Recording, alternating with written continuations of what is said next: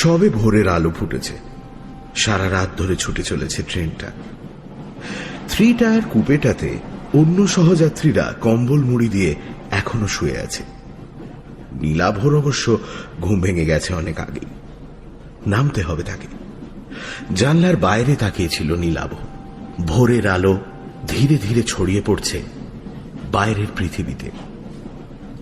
যতদূর চোখ যায় ফাঁকা জমি, মাঝে মাঝে চোখে পড়ছে ছোট ছোট টিলা, কোথাও কোথাও একলা দাঁড়িয়ে থাকা কোনো গাছ। এই ট্রেন মধুপুর যাবে। নীলাভ অবশ্য মধুপুর যাবে না, তার আগে একটা ছোট হল্ট স্টেশনে নামবে। কর্ড লাইন ধরে একটু ঘুরপথে মধুপুর যায় এই ট্রেন। এই লাইনেই সেই হল্ট স্টেশনটা। যে জায়গাতে নীলাভ যাচ্ছে সে জায়গাতে এর আগে সে কোনোদিন যায়নি, হয়তো কোনোদিন যেতও না যদি না সেদিন পরিতোষের কাছ থেকে ব্যাপারটা শুনত। নীলাভ একজন ইলাস্ট্রেটর, ছবি আঁকিয়ে বিভিন্ন বই পত্রপত্রিকায় ছবি আঁকার কাজ করে। ফি হপ্তায় প্রতি শনিবার বই পাড়া অর্থাৎ কলেজ স্ট্রিটে এক প্রকাশকের ঘরে নীলাভ পরিতোষের মতো কয়েকজন ছবি আঁকিয়ে আড্ডা জমায়। সেখানেই মাসখানেক আগে আড্ডার মধ্যে হঠাৎই পরিতোষ বলেছিল, কদিন আগে মধুপুর গিয়েছিলাম একটা আর্ট এক্সিবিশনে। ফেরার পথে সিগন্যাল না পেয়ে শিমুলপুরের নামে একটা ছোট হল স্টেশনে গাড়ি থেমেছিল। ট্রেনে মধুপুরের এক বাঙালি ভদ্রলোকের সঙ্গে পরিচয় হয়েছিল। তার সঙ্গে প্ল্যাটফর্মে চা খেতে নেমেছিলাম। আমি যে একজন ইলাস্ট্রেটর সে পরিচয় দিয়েছিলাম ভদ্রলোককে। চা খেতে খেতে সেই ভদ্রলোক দূরে একটা বাড়ি দেখিয়ে বললেন, আপনি তো ইলাস্ট্রেটর, ওই যে দূরে বাড়িটা দেখছেন ওই বাড়িটাতে একটা ইলাস্ট্রেটর থাকতেন। কলকাতার নানা বড় বড় কাগজে বইপত্রে ছবি আঁকতেন ভদ্রলোক। অবধূত চাকি নাম ছিল ভদ্রলোকের। এই কথা বলার পর পরিতোষ বলেছিল, তুমি নিশ্চয়ই অবধূত চাকির নাম শুনেছ, কাজও দেখেছ। আমরা যখন ছোট ছিলাম 20-25 বছর আগে প্রায় সব কাগজেই, বিশেষত শিশু কিশোর পত্রিকায় ওর ইলাস্ট্রেশন থাকতো। যদিও ওই অবধূত চাকি নামটা নাকি আসলে ছিল ছদ্মনাম, আসল নাম জানা নেই। পরিতোষের কথা শুনে নীলাভ প্রায় লাফিয়ে উঠে বলেছিল, দেখবো না কেন, বলতে গেলে ওর কাছ থেকেই তো আমার মনে ছবি আঁকার ইচ্ছেটা জাগে। পেন ড্রয়িং করতেন, কি বলিষ্ঠ কলমের আঁচড় ছিল। নৈসর্গিক দৃশ্য হোক, ছুটন্ত ঘোড়া, তার হাতে সবকিছু যেন জীবন্ত হয়ে উঠত। জানিস, ছোটবেলায় ওর ছবিগুলো কপি করার চেষ্টা করতাম। আমার আঁকাতেও তার আঁকার খুব প্রভাব আছে, ভাবশিষ্যও বলতে পারো। তবে দুর্ভাগ্যের ব্যাপার এই যে তার আঁকা দেখে আঁকা শিখলেও তার সঙ্গে সাক্ষাতের সুযোগ ঘটেনি। এমনকি তার ফটোগ্রাফও দেখিনি কোনোদিন। অনেককে জিজ্ঞেস করেও তার বাড়ির ঠিকানা জানতে পারিনি। এই প্রথম তোমার মুখ থেকে তার বাড়ির খবরটা শুনলাম। ওর ছবিগুলো নিয়ে আমার একটা অ্যালবাম প্রকাশ করার বহুদিনের ইচ্ছা। ব্যাপারটা অনেকটা গুরুদক্ষিণাও বলতে পারো। তা তোমার সেই সহযাত্রী ভদ্রলোক আর কিছু বলেছিলেন অবধূত চাকি বা ওই বাড়িটার সম্বন্ধে? এই প্রশ্ন শুনে পরিতোষ জবাব দিল, ভদ্রলোক বলেছিলেন অবধূত নাকি একাই থাকতেন বাড়িটাতে। বছর 10 আগে রেল লাইনে আত্মহত্যা করেন। বর্তমানে একজন কেয়ারটেকার গোছের লোক থাকে বাড়িটাতে। তুমি তো মাঝে মাঝে একা একা এদিক সেদিক বেরিয়ে পড়ো, একবার গিয়ে দেখে আসতে পারো বাড়িটা। ভদ্রলোককে আর দেখার সুযোগ না পেলেও তার কোনো ইলাস্ট্রেশন বা ফটোগ্রাফ পেয়ে যেতে পারো। ভবিষ্যতে সেসব জিনিস তোমার কাজে আসতে পারে। পরিতোষের কাছে কথাগুলো শোনার পর নীলাভ সেদিনই সিদ্ধান্ত নিয়েছিল যে পুজো সংখ্যার ইলাস্ট্রেশনের কাজগুলো মিটে যাওয়ার পর সে দেখে আসবে অবধূত চাকির বাড়িটা, যার ফলশ্রুতি তার এই ট্রেন যাত্রা। গতকাল রাতে কলকাতা থেকে নীলাভ উঠে বসেছে মধুপুরগামী এই ট্রেনে। জানলার বাইরে তাকিয়ে থাকতে থাকতে একসময় ঘড়ি দেখে নীলাভ অনুমান করল হল স্টেশনটা আর বেশি দূর নয়, অন্তত টাইম টেবলে তাই লেখা আছে। নীলাভর ঠিক উল্টো দিকে লোয়ার বার্থে শুয়ে থাকা একটা লোক চাদরের আড়াল থেকে মুখ বার করে মাথাটা একটু তুলে জানলার দিকে তাকালো। তাই দেখে নীলাভ লোকটাকে প্রশ্ন করল, আচ্ছা, শিমুলপুর হলটার কত সময় লাগবে বলতে পারেন? লোকটা প্রশ্ন শুনে জানলার বাইরে ভালো করে তাকিয়ে নিয়ে বলল, সামনেই আছে, ওর আর একটা নাম আছে, আত্মহত্যা হল্ট। আমরা এদিককার লোকেরা ওই স্টেশনটাকে ওই নামেই ডাকি। নীলাভ বিস্মিত হয়ে জানতে চাইল, তার মানে? লোকটা জবাব দিল, ফাঁকা স্টেশন তো, অনেকেই হল স্টেশনটাকে আত্মহত্যার জন্য বেছে নেয়। এমন ঘটনা বেশ কয়েকটা ঘটেওছে ওখানে, তাই ওই নাম হয়ে গেছে স্টেশনটা। কথাগুলো বলে আবার চাদর মুড়ি দিয়ে শুয়ে পড়ল লোকটা। তার কথা শুনে নীলাভর মনে পড়ে গেল পরিতোষের জানানো কথাটা। অবধূত চাকিও আত্মহত্যা করেছিলেন। কিছুক্ষণের মধ্যেই ট্রেনের গতি কমে এলো। ব্যাগ কাঁধে নিয়ে নীলাভ এগোল দরজার দিকে। নীলাভ নেমে পড়ল প্ল্যাটফর্মে। অন্য কোনো লোক গাড়ি থেকে নামল না। প্ল্যাটফর্মে পা রেখেই স্টেশনের এক প্রান্তে বিরাট এক শিমুল গাছ নীলাভর নজরে পড়ল। হয়তোবা ওই গাছটার জন্যই এই জায়গার নাম শিমুলপুর, মনে মনে ভাবল নীলাভ। ঠিক সেই সময় উল্টো দিক থেকে একটা গাড়ি এসে থামল প্ল্যাটফর্মের অন্য পাশে। দুজন মাত্র লোক নামল সে ট্রেন থেকে। ভোরবেলা সারাদিনে একবার মাত্র একই সময় আপ ডাউন দুটো গাড়ি একই সময় ওখানে এসে থামে। বেশ কয়েক জোড়া এক্সপ্রেস ট্রেন এই লাইনে চললেও তারা এখানে থামে না। দুটো ট্রেনই আধ মিনিটের জন্য প্ল্যাটফর্মে থেমে পরপর হুইসল বাজিয়ে প্ল্যাটফর্ম ছেড়ে চলে গেল। ফিরতি ট্রেনটা পরদিন এ সময় এখান থেকেই ধরবে নীলাভ। আজ রাতে মাথা গোঁজার মতো একটা আস্তানা খোঁজার দরকার নীলাভর। অন্য ট্রেন থেকে যে দুজন লোক নামল তাদের দেখে নীলাভর স্থানীয় মানুষ বলেই মনে হচ্ছে। নিজেদের মধ্যে কথা বলতে বলতে নীলাভর দিকেই আসছিল তারা। নীলাভ তাদের উদ্দেশ্যে বলল, আচ্ছা, এখানে কাছাকাছি কি থাকার জন্য কোনো হোটেল বা ধর্মশালা কিছু আছে? প্রশ্ন শুনে একজন মৃদু থমকে দাঁড়িয়ে জবাব দিলেন, না, এখানে কোনো হোটেল ফোটেল হবে না। তারপর নীলাভর প্রতি কোনো আগ্রহ না দেখিয়ে নিজেদের মধ্যে কথা বলতে বলতে এগিয়ে গেলেন। কিছুক্ষণের মধ্যেই প্ল্যাটফর্মে একলা দাঁড়িয়ে রইল নীলাভ। একজনও লোক নেই প্ল্যাটফর্মে বা তার বাইরে, এমনকি কোনো চেকার বা রেল কর্মচারীও নয়। টিকিট কাউন্টারের মতো একটা ঘর আছে বটে, তবে সেটা বাইরে থেকে তালাবন্ধ।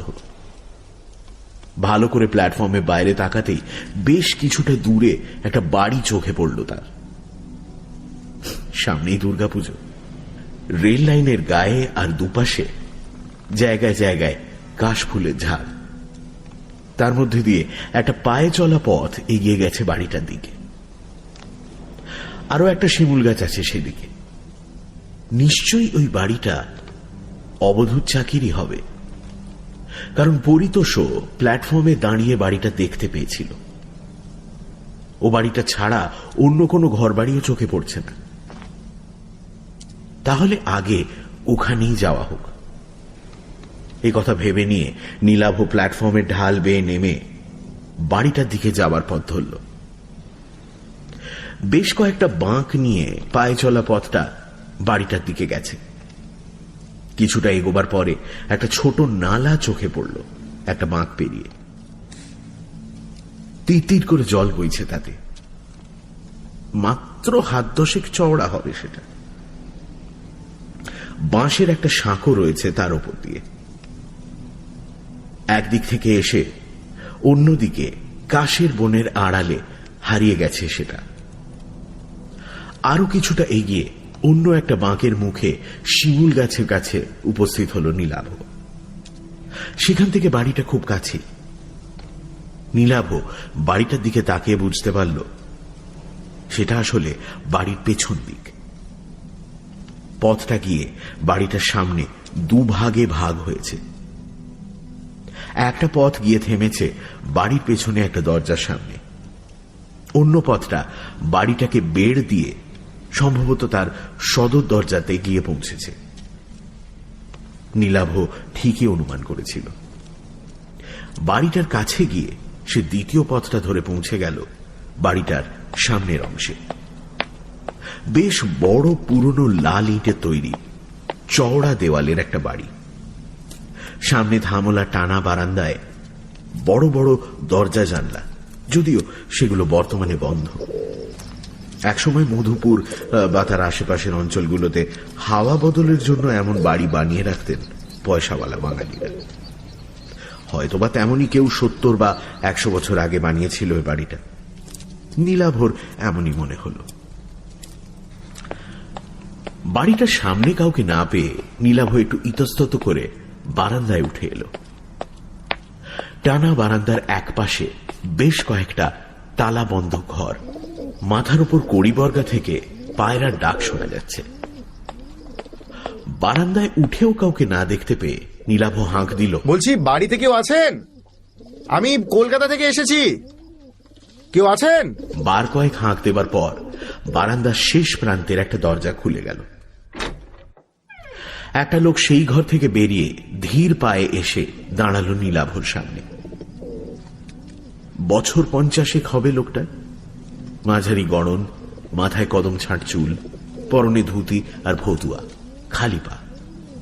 লোকটা সম্ভবত স্থানীয় দেহাতি মানুষ হবে।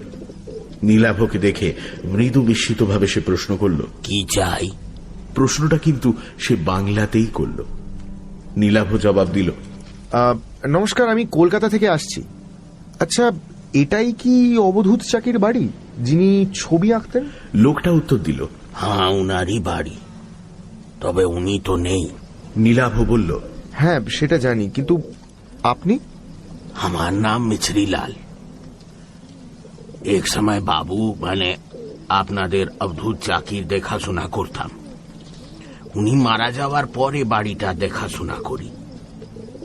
বাবু তো বিয়ে করেননি, মরার আগে আমার নামে বাড়িটা কাগজ দিয়ে গেছিলেন। নীলাভ বলল, আচ্ছা, তবে আপনি এখন এ বাড়ির মালিক, এ বাড়িতেই থাকেন? তা বলতে পারেন, তবে আমি রাতে এখানে থাকি না। 2 মাইল দূরে আমার গাঁও, ওখানে থাকি। আপনি কেন এখানে এসেছেন বলুন তো? আসলে আমি ওর আঁকার খুব ভক্ত। ছেলেবেলা থেকেই ওর আঁকা দেখে ছবি আঁকা শিখেছি, আর এখানে ওর বাড়ি আছে জেনে ছুটে এসেছি। এই বাড়িটা বলতে গেলে আমার কাছে তীর্থস্থানের মতো। আপনি ছবি আঁকেন? কথাটা বলার পর কেমন যেন একটা দুর্বোধ্য হাসি ফুটে উঠল লোকটার মুখে। নীলাভ বলল, আচ্ছা, এই বাড়িতে নিশ্চয়ই ওর আঁকা ছবি আছে, আমাকে দেখাবেন সেগুলো? প্রশ্ন শুনে মিছরিলাল কয়েক মুহূর্ত চুপ করে থাকার পর জবাব দিল, না, উনার আঁকা ছবি এই বাড়িতে নাই। কথা শুনে নীলাভ আরো বিস্মিতভাবে বলল, নেই মানে? লোকটা জবাব দিল, কলকাতা থেকে পাকাপাকি ভাবে বাড়িতে চলে আসার পর উনি আর কোনোদিন ছবি আঁকেননি। আগের আঁকা সব ছবি এ বাড়িতে ছিল, সব তিনি পুড়িয়ে দেন। কথা শুনে নীলাভ আরো বিস্মিতভাবে বলল, পুড়িয়ে? পুড়িয়ে কেন দিয়েছিলেন? মিছরিলাল প্রশ্ন শুনে যেন মৃদু রুষ্টভাবেই বলল, ওসব কথা জেনে কাজ নেই, আর কিছু বলবেন?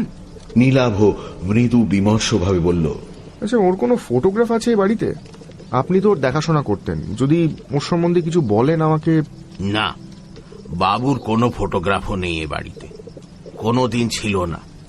বাবু ভালো লোক ছিলেন, আর কিছু বলার নেই আমার। মিছরিলালের কথা ও বাচনভঙ্গি দেখে নীলাভ বুঝতে পারল লোকটা এ ব্যাপারে তার সঙ্গে বিশেষ কথা বলতে চায় না। নীলাভ বেশ আশাহত হল তার ব্যবহারে। তবু সে অবধূত চাকির সম্বন্ধে শেষ প্রশ্নটা করল, ওর আসল নাম কি ছিল যদি বলেন? মিছরিলাল এবারও তাকে নিরাশ করে বলল, সে নাম আমি জানি না, আপনি এখন আসেন। না, এরপর আর এ বাড়িতে থাকা যায় না। আশাভঙ্গ হয়েছে নীলাভর। কলকাতা থেকে এতদূর ছুটে আসাটাই বলতে গেলে ব্যর্থ হল তার। শুধু বাড়িটাতেই যা পা রাখতে পারল সে। তবে আজ আর তার কলকাতায় ফেরার উপায় নেই। রাতে মাথা গোঁজার জন্য একটা আস্তানা দরকার। তাই সে লোকটাকে বলল, আচ্ছা, এখানে কোনো হোটেল, ধর্মশালা বা মাথা গোঁজার জন্য কোনো ঘর ভাড়া পাওয়া যাবে? কাল ভোরের আগে তো আমার ট্রেন নেই। এই বাড়িটা দেখার জন্য আর অবধূত চাকির সম্বন্ধে জানার জন্যই কলকাতা থেকে ছুটে এসেছিলাম। এই জায়গা বা এখানে কাউকেই চিনি না আমি। লোকটা বলল, না, এখানে কোনো হোটেল বা ধর্মশালা নেই। আমি যেখানে থাকি ও গাঁও এখান থেকে 3 মাইল দূরে, ওখানে কেউ ঘর ভাড়া দেয় না। প্ল্যাটফর্মে চলে যান। ভাগ্য ভালো থাকলে সিগন্যাল না পেয়ে কোনো গাড়ি থামলে সে গাড়িতে উঠে মধুপুর চলে যান, নইলে কাল ভোরে ট্রেনের জন্য অপেক্ষা করতে হবে। কিন্তু এভাবে কি ভাগ্যের জন্য অপেক্ষা করে প্ল্যাটফর্মে বসে থাকা যায় নাকি? মহা সমস্যায় পড়ল নীলাভ। হঠাৎ তার মাথায় একটা বুদ্ধি খেলে গেল। সে মিচরিলালকে বলল, আচ্ছা, এই বাড়িতে একটা ঘরে থাকা যায় না? খাট বিছানার দরকার নেই, রাত কাটানোর জন্য একটা ঘর পেলেই আমার হবে। না না না, ও সব হবে না। নীলাভ পকেট থেকে চট করে 2 100 টাকার নোট বার করে বলল, দেখো না, যদি কিছু ব্যবস্থা করা যায়। একটা রাতের তো ব্যাপার মাত্র। আমাকে দেখে নিশ্চয়ই তোমার চোর ডাকাত মনে হচ্ছে না?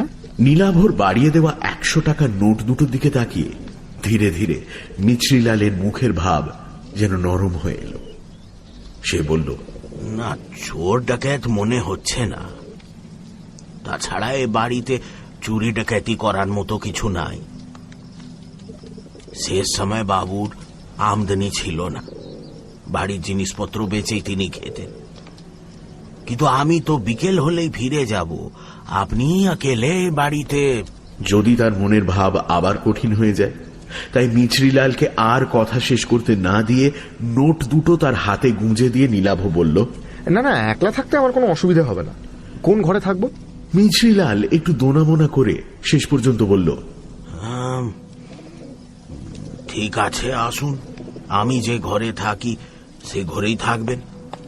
বারান্দা দিয়ে একটু এগিয়ে নীলাভকে নিয়ে একটা ঘরে ঢুকলো মিচরিলাল।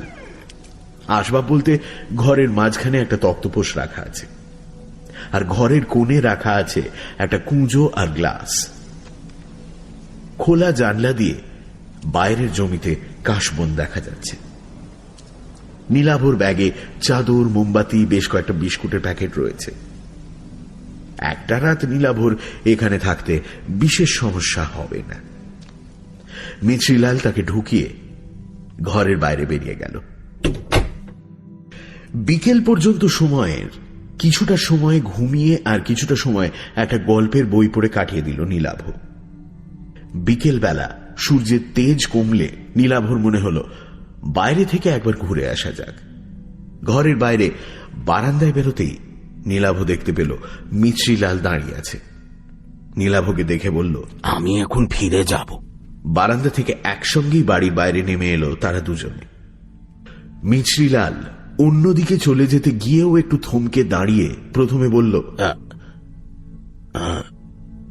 अंधेरा होने के पहले लौट आइएगा, রাতে ঘরের বাইরে বেরোবেন না। কেন? এখানে চোর ডাকাতের উপদ্রব আছে নাকি? नहीं, वो नहीं, पर তবে কি ভূত প্রেতের ভয়? আমার কিন্তু ওসবে একদম বিশ্বাস নেই। কথাটা শুনে কয়েক মুহূর্ত নীলাভর দিকে তাকিয়ে রইল মিচরিলাল। তারপর ধীরে ধীরে এগোলো তার গ্রামে ফেরার জন্য। নীলাভ এগোলো তার উল্টো দিকে, যেদিকে রেল স্টেশন আছে সেই দিকে, যদি কোনো লোকজনের দেখা মেলে সেই আশায়। প্ল্যাটফর্মে উঠে এলো নীলাভ, কিন্তু একই রকম জনশূন্য রেল স্টেশন, একটা লোকও নেই কোথাও। তবে দিন শেষের আলোতে বেশ সুন্দর লাগছে চারপাশ। দিগন্ত বিস্তৃত কাশের বন রাঙা হয়ে উঠেছে বিদায়ী সূর্যের আভাতে। মৃদু বাতাসে তাদের মাথাগুলো দুলছে। রেল লাইনের মাথার উপর বিদ্যুতের তারে দোল খাচ্ছে ফিঙের ঝাঁক। এঁকে বেঁকে একসময় ছোট হতে হতে হারিয়ে গেছে দুপাশের রেল লাইন। নির্জন প্ল্যাটফর্মে একটা বেঞ্চে এসে বসল নীলাভ। তার মনে হলো হয়তোবা এরকম বিকেলে এখানেই বসেছিলেন অবধূত। এখানে বসেই হয়তো তিনি তার ছবির কথা ভাবতেন। বাড়িটাতে তার কোনো ছবি না পেলেও বাড়িটা তো দেখা হলো নীলাভর, সেটাই বা কম কি। পরদিন ভোরে বাড়িটা ছাড়ার সময় মোবাইল ফোনের ক্যামেরায় বাড়িটার একটা ছবি তুলে রাখতে হবে। মনে মনে নানা কথা ভাবতে লাগলো নীলাভ। বেশ কিছুক্ষণ বেঞ্চে বসে থাকার পর নীলাভ খেয়াল করল সূর্য প্রায় ডুবে গেছে, আলো মরে যেতে শুরু করেছে। এবার ফিরতে হবে তাকে। বেঞ্চ থেকে উঠে দাঁড়িয়ে ফেরার জন্য পা বাড়াতে যাচ্ছে নীলাভ, ঠিক সেই সময় তার চোখে পড়ল প্ল্যাটফর্মে যেদিকে শিমুল গাছটা আছে সেদিক থেকে প্ল্যাটফর্মে উঠে আসছে একজন লোক। লোকটা এগিয়ে এসে নীলাভর সামনে থমকে দাঁড়ালো। তার পরনে ধুতি পাঞ্জাবি, চোখে কালো ফ্রেমের চশমা, ফর্সা গোলগাল চেহারা। বয়স মনে হয় 60 পেরিয়ে গেছে। মাথার চুলে পাক ধরেছে। লোকটা প্রথমে হিন্দিতে জানতে চাইল, आप क्या यहाँ ट्रेन पकड़ने आए हैं? पर इतनी रात को तो यहाँ कोई ट्रेन नहीं आती। নীলাভ তার ভাঙা ভাঙা হিন্দিতেই জবাব দিল, नहीं नहीं, यहाँ एक जगह है ना, वो वहाँ मैंने रुका था। आई नो कि এখন ট্রেন নেই, সো এই বিকেলবেলা থোড়া ঘুমনে। নীলাভর অপটু হিন্দি আর তার মধ্যে বাংলা টান দেখেই সম্ভবত ভদ্রলোক বুঝতে পারলেন নীলাভ বাঙালি। মৃদু হেসে বললেন, বাঙালি মনে হচ্ছে। আরে আমিও তো বাঙালি। তার কথা শুনে নীলাভ হেসে ফেলে বলল, আরে দূর মশাই, হিন্দি কি কেউ সাদে বলে নাকি? বাঙালি, কলকাতা থেকে আজই এসেছি, আবার কাল ভোরের ট্রেনেই ফিরে যাব। লোকটা এবার হাত জোড় করে নীলাভকে নমস্কার করে বলল, ও আদৌ নমস্কার, আমার নাম অনিকেত চট্টোপাধ্যায়, স্থানীয় লোক, এখানেই থাকি। আপনি কোথায় এসেছেন এখানে? নীলাভ প্রতি নমস্কার জানিয়ে বলল, নমস্কার, আমার নাম নীলাভ বাগচি। আমি ইলাস্ট্রেটর, মানে ওই বই পত্রপত্রিকায় ছবি আঁকার কাজ করি আর কি। এখানে অবধূত চাকি নামে এক বিখ্যাত শিল্পীর বাড়ি আছে। ওই যে ওইখানে যে বাড়িটা আছে ওইটা। আমি ওই বাড়িটাই দেখতে এসেছি, রাতটুকু ওখানেই থাকবো। কথাটা শুনে ভদ্রলোক বললেন, আমি এটাই অনুমান করেছিলাম যে আপনি ওখানেই এসছেন, অবধূত বাবুর বাড়ি। আচ্ছা, আপনার সঙ্গে তার পরিচয় ছিল? বিলক্ষণ ছিল। কথাটা শুনে নীলাভ আগ্রহী হয়ে বলল, তাই নাকি? তার সম্বন্ধে কিছু জানাবেন আমাকে? তাকে কোনোদিন না দেখলেও বলতে গেলে তিনি আমার শিক্ষাগুরু ছিলেন। পত্রপত্রিকায় ছাপা তার আঁকা দেখেই বলতে পারেন যা কিছু শিখেছি আর কি। কি আর বলবো, ভালো মানুষ ছিলেন, ভালো ছবি আঁকতেন। শেষ জীবনে অবশ্য আঁকা ছেড়ে দিয়েছিলেন। আর কিছু তার ব্যক্তিগত জীবন সম্পর্কে কোনো তথ্য? শেষ জীবনে অবসাদে ভুগছিলেন, আত্মহত্যা করেন। তবে মৃত মানুষের ব্যক্তিগত জীবন নিয়ে আমি আলোচনা করি না। তা তো বটেই নিশ্চয়ই। জানেন, অনেক আশা নিয়ে এসেছিলাম এখানে, যদি তার কোনো ছবি টবি দেখা যায়। কিন্তু তা দেখতে পেলাম কই। শুনলাম ওর সব আঁকা নাকি উনি পুড়িয়ে দিয়েছিলেন। অনিকেত বাবু প্রথমে জবাব দিলেন, ঠিকই শুনেছেন। তারপর একটু চুপ করে থেকে বললেন, তবে ওর শেষ আঁকার খাতাটা কিন্তু ওই বাড়িতেই আছে, কিছু ছবিও আছে তাতে। কথাটা শুনেই নীলাভ বিস্মিতভাবে বলল, তাই নাকি? কিন্তু ও বাড়িতে মিছরিলাল বলে যে লোকটা থাকে সে তো কিছু বললো না আমাকে। খাতাটা আছে। মিছরিলাল খুব ভালোবাসতো অবধূত বাবুকে। ওই খাতাটাই তার কাছে অবধূত বাবুর শেষ স্মৃতি। খাতাটা পাছে কেউ হাতিয়ে নেয় বা খাতাটা যদি কোনো ক্ষতি হয়, সেই জন্য খাতাটা কাউকে দেখাতে চায় না। ইস, ছবিগুলো যদি একবার দেখা যেত। ভদ্রলোক কয়েক মুহূর্ত স্থির দৃষ্টিতে নীলাভর দিকে তাকিয়ে থেকে বললেন, আপনি ছবির খাতাটা সত্যিই দেখতে চান?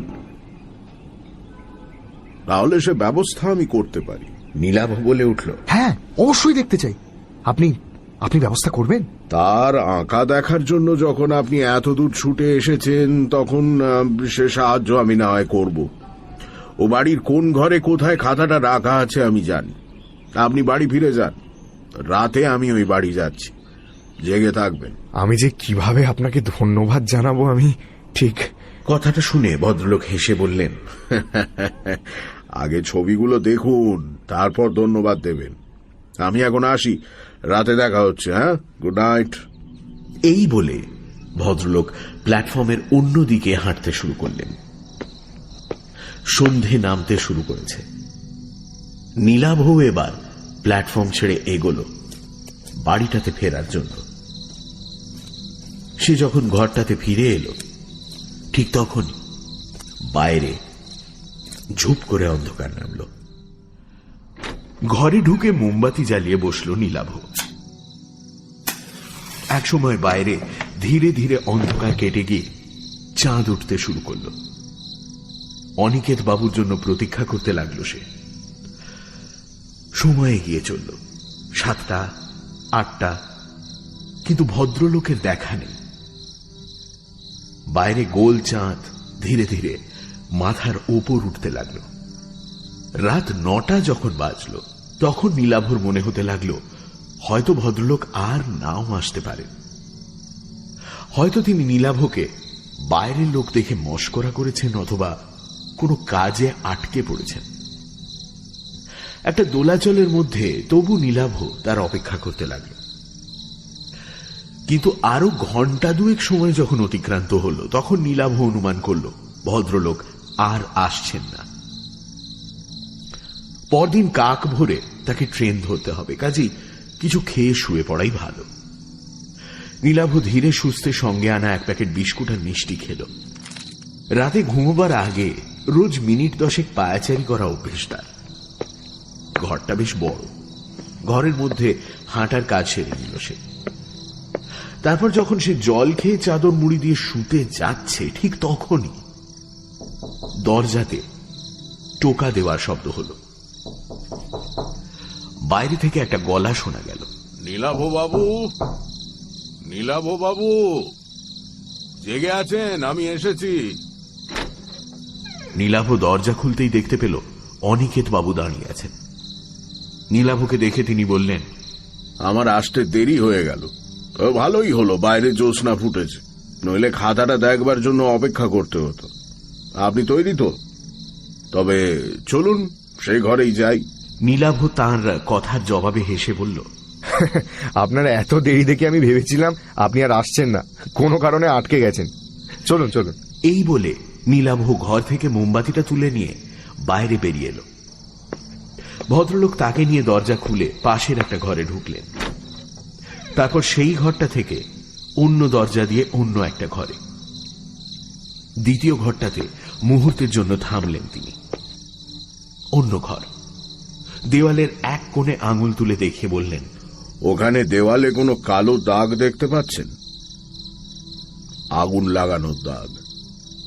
এইটাই ছিল তার আঁকার ঘর। ওই জায়গাতেই আগুন জেলে তার সব আঁকা উনি পুড়িয়ে ফেলেছিলেন। কথাটা শুনে সেদিকে তাকিয়ে আফসোসে মাথা নাড়ল নীলাভ। ভদ্রলোক কথাটা বলে আর অবশ্য সেই ঘরে দাঁড়ালেন না, এগোলেন অন্য ঘরের দিকে। পরপর বেশ কয়েকটা ঘর অতিক্রম করলেন ভদ্রলোক। কোনো ঘরেই কোনো আসবাবপত্র নেই। ভদ্রলোক যেভাবে একটার পর একটা দরজা দিয়ে ঘরগুলো অতিক্রম করলেন তাতে নীলাভ বুঝতে পারল যে এ বাড়ির সবকিছুই ভদ্রলোক চেনেন। অবশেষে ভদ্রলোক নীলাভকে নিয়ে একটা ঘরে এসে দাঁড়ালেন। এই ঘরেই প্রথম একটা আসবাব চোখে পড়ল তার, কাঠের বড় একটা আলমারি। ঘরে অন্য একটা জানলা ও দরজাও আছে। অনিকেত বাবু বললেন, দাঁড়ান, আগে জানলাটা খুলি। বাতিটা দেওয়ালের কুলুঙ্গিতে রাখুন ওইখানে। তার কথা মতো বাতিটা নীলাভ সেখানে রাখল। ভদ্রলোক জানলাটা খুলতেই বাইরে থেকে চাঁদের আলো এসে ছড়িয়ে পড়ল ঘরে। বাইরে তাকিয়ে নীলাভ বুঝতে পারল বাড়ির পেছন দিকের একটি ঘরে এসে সে উপস্থিত হয়েছে। জানলা খোলার পর ভদ্রলোক আলমারির কাছে গিয়ে তার পাল্লাটা খুললেন। নীলাভ দেখল তার তাকগুলো সব শূন্য। ভদ্রলোক এরপর তার পায়ের পাতার উপর ভর করে একটু লম্বা হয়ে হাত বাড়িয়ে সব থেকে ওপরের তাক হাতড়ে অবশেষে একটা খাতা বার করে আনলেন। খাতাটার আকৃতি দেখেই অনিকেত বুঝতে পারল যে সেটা একটা ড্রয়িং বুক বা আঁকার খাতা। নিশ্চয়ই ওটা অবধূত চাকির আঁকার খাতা। খাতাটার মলাটের উপর থেকে ধুলো ঝেড়ে সেটা নিয়ে জানলার সামনে গিয়ে দাঁড়ালেন অনিকেত বাবু। নীলাভ তার পাশে গিয়ে দাঁড়ালো। খাতাটা তার হাতে তুলে দেওয়ার আগে ভদ্রলোক বললেন, মোট 5টা ছবি আছে খাতাটাতে। তবে আমি যেভাবে বলবো সেভাবে খাতার পাতা উল্টে ছবিগুলো দেখবেন। তবে ব্যাপারটা বুঝতে পারবেন। প্রথম ছবিটা দেখুন। খাতাটা হাতে নিয়ে কেমন যেন একটা রোমাঞ্চ অনুভব করল নীলাভ। অবধূত চাকির নিজের হাতে আঁকা ছবি বলে কথা। খাতার প্রথম পাতাটা খুলল নীলাভ। চাঁদনি রাতে একটা ল্যান্ডস্কেপের ছবি। আরে, এই তো ছবির নিচে এক কোণে অবধূত চাকির নামের আদ্যক্ষর এ আর সি, যেমন থাকতো অবধূত চাকির আঁকা সব ছবিতে।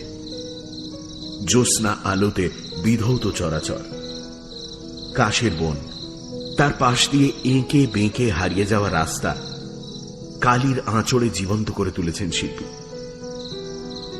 চাঁদটা এত সুন্দর যেন সে সত্যি খাতার ভেতর থেকে আলো ছড়াচ্ছে। তন্ময়ভাবে খাতাটার দিকে তাকিয়ে রইল নীলাভ।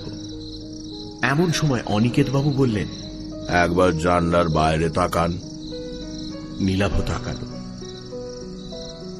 তারপর ব্যাপারটা বুঝতে পেরে হতবাক হয়ে গেল বিস্ময়ে।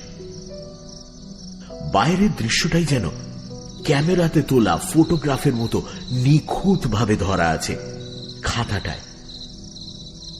একই কাশের বন, তার মাঝখান দিয়ে এঁকে বেঁকে চলা রাস্তার প্রতিটা বাঁক, এমনকি এই মুহূর্তে চাঁদের অবস্থানটাও হুবহু একই রকম। যেন এই মুহূর্তে ওখানে দাঁড়িয়েই ছবিটা এঁকেছেন শিল্পী। নীলাভ বলল, অবিশ্বাস্য, অবিশ্বাস্য।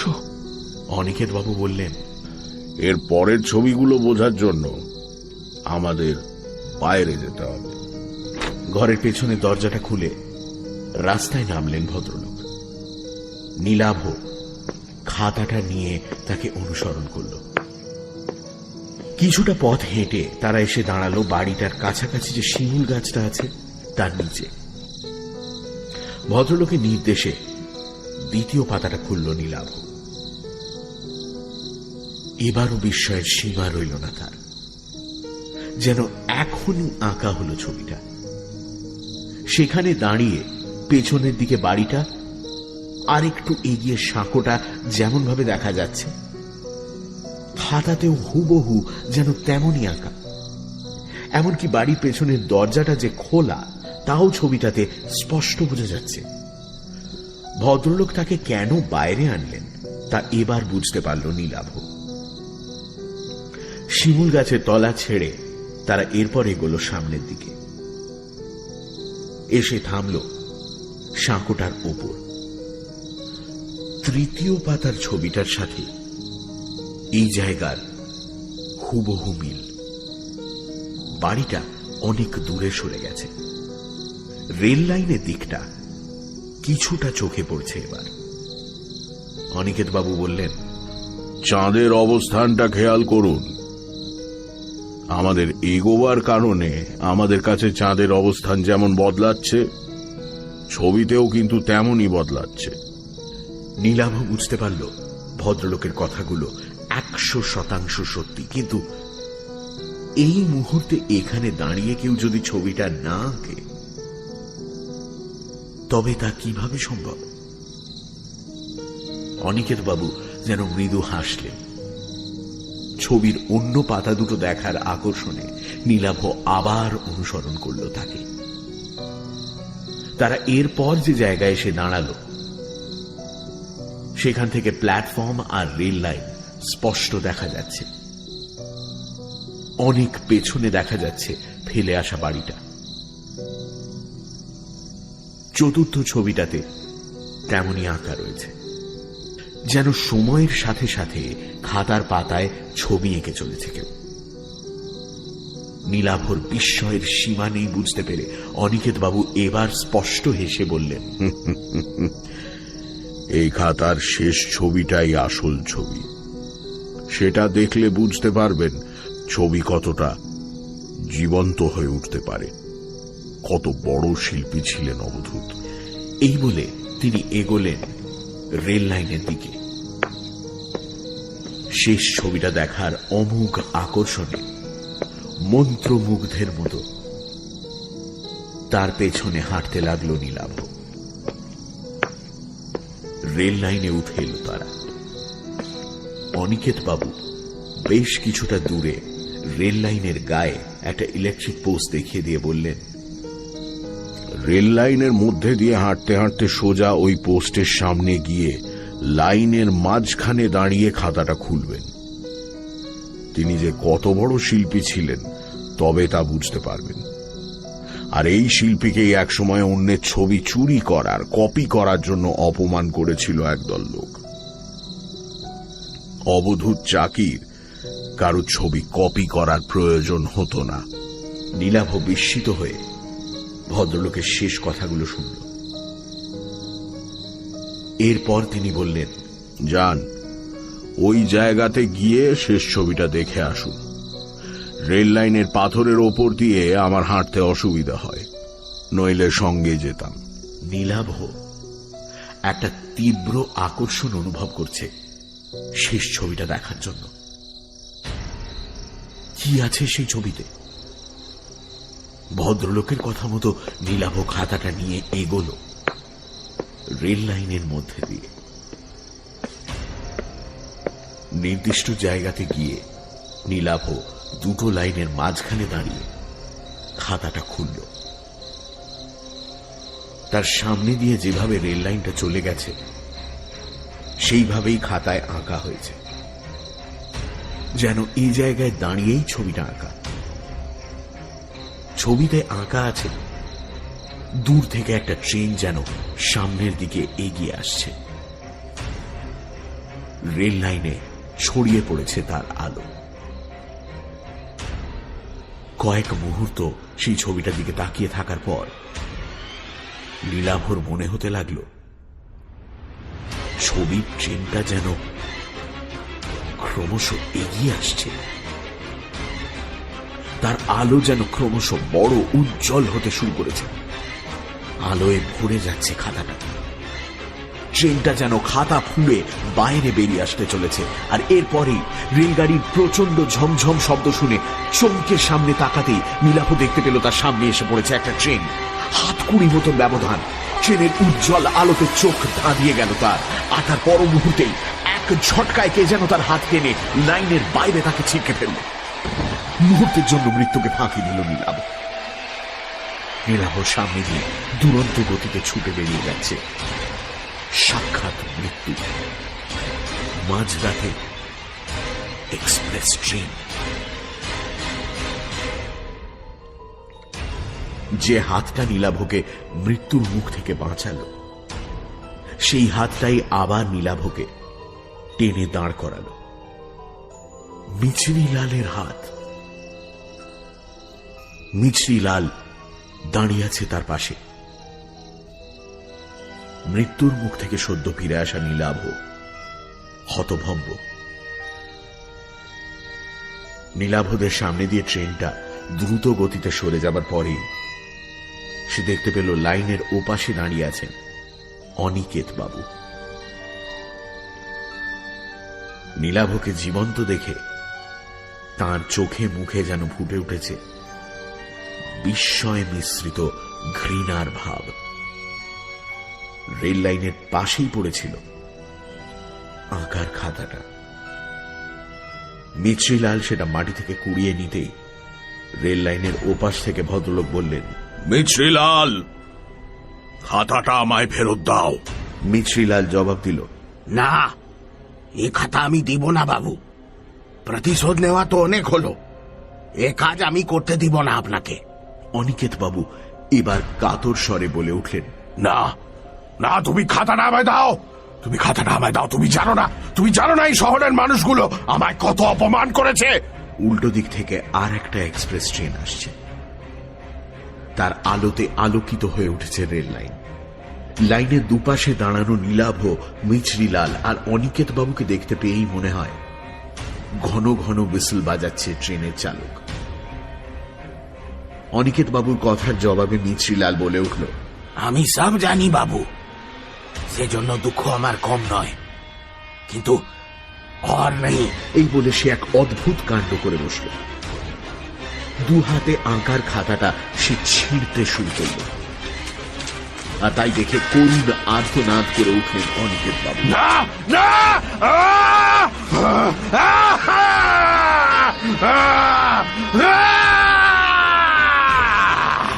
তারপর রেল লাইনে উঠে পাগলের মতো ছুটতে শুরু করলেন দানবের মতো ছুটে আসা ট্রেনটার দিকে।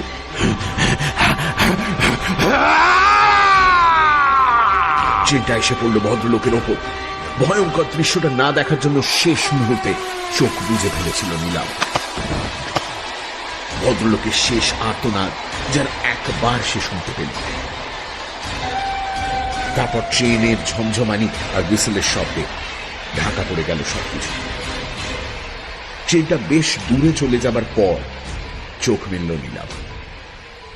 তার পাশে দাঁড়িয়ে মিছরিলাল। তাদের চারপাশে ছড়িয়ে আছে ছেঁড়া খাতার টুকরোগুলো। নীলাভ ভয়ে ভয়ে তাকালো কিছুটা দূরে, যেখানে অনিকেত বাবুর ছিন্ন ভিন্ন দেহটা পড়ে থাকার কথা সেই জায়গাতে। কিন্তু সেখানে লাইন বা তার আশেপাশে কিছুই পড়ে নেই। তার মনের অবস্থা বুঝতে পেরে সম্ভবত মিছরিলাল বলল, না, ওখানে কেউ নেই, থাকার কোথাও নয়। তবে ঠিক ওই জায়গাতেই বাবু একদিন আত্মহত্যা করেছিলেন। তার মানে আমার সঙ্গে আপনি এবার বাড়িটাতে ফিরে চলুন, ওখানে গিয়ে সব বলছি আমি আপনাকে। নীলাভর মাথার ভেতর যেন সব তালগোল পাকিয়ে যাচ্ছে। মিছরিলালের পেছনে টলতে টলতে সে এগুলো বাড়িটার দিকে। বাড়ি ফিরে সেই পেছনের ঘরটাতেই বসল তারা। বড় মোমবাতিটা তখনও জ্বলছে। ঘরটাতে ঢুকে ধাতস্থ হতে বেশ অনেকটা সময় নিল নীলাভ। মিছরিলাল বাড়ির ভেতরে কোথা থেকে যেন জল এনে খাওয়ালো নীলাভকে। মোমবাতির আলোতে বিষণ্ণ মিছরিলালের মুখ। একসময় সে বলতে লাগলো তার কথা, টুকরো টুকরো কথা, দীর্ঘক্ষণ থেমে থেমে।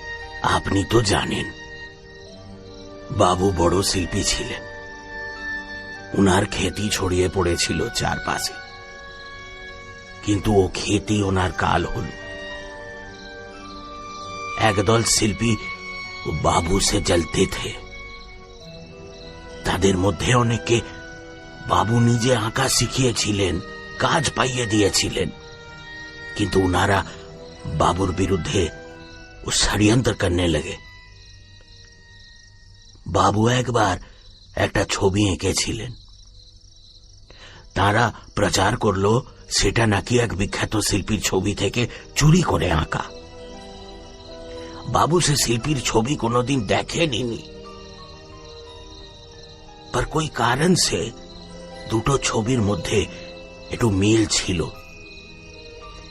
কিন্তু বাবুর কথা কেউ বিশ্বাস করলো না। কোন अखबारे নাকি লেখা হলো বাবু চুরি করে ছবি আঁকে। লজ্জায়, অপমানে, ঘৃণায় বাবু ছবি আঁকা ছেড়ে দিলেন, নিজের সব ছবি পুড়িয়ে দিলেন। আর তার মধ্যে প্রচন্ড একটা আক্রোশ তৈরি হলো শহরের মানুষের বিরুদ্ধে, বিশেষ করে যারা ছবি আঁকেন তাদের বিরুদ্ধে। আত্মহত্যা করার আগে শেষ ওই খাতাটায় ছবি এঁকেছিলেন। আমাকে বলেছিলেন আমি কত বড় শিল্পী ছিলাম, তাই খাতাটা ও ভবিষ্যতে বুঝিয়ে দিবে। এই বলে বাবু চলে গেলেন। শেষ ছবিটা আঁকার পরদিনই তিনি রেল লাইনে আত্মহত্যা করলেন।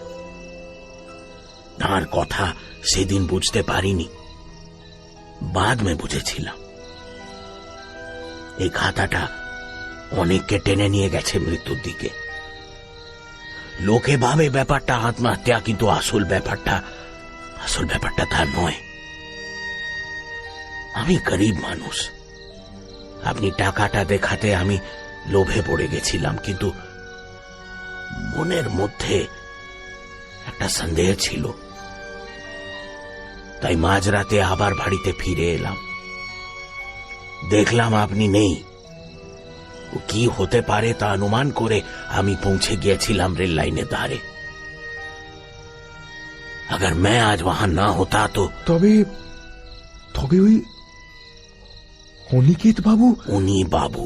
হ্যাঁ, নীলাভ এবার খেয়াল করল অনিকেত চট্টোপাধ্যায় আর অবধূত চাকি, তাদের নামের আদ্যক্ষর একই,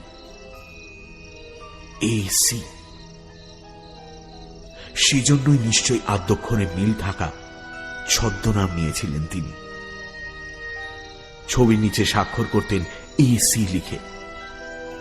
মিছরিলাল বলল, ঘটনাগুলো ঘটার পর কিন্তু খাতাটা আবার এই আলমারির তাকে अपने आप से ফিরে আসতো।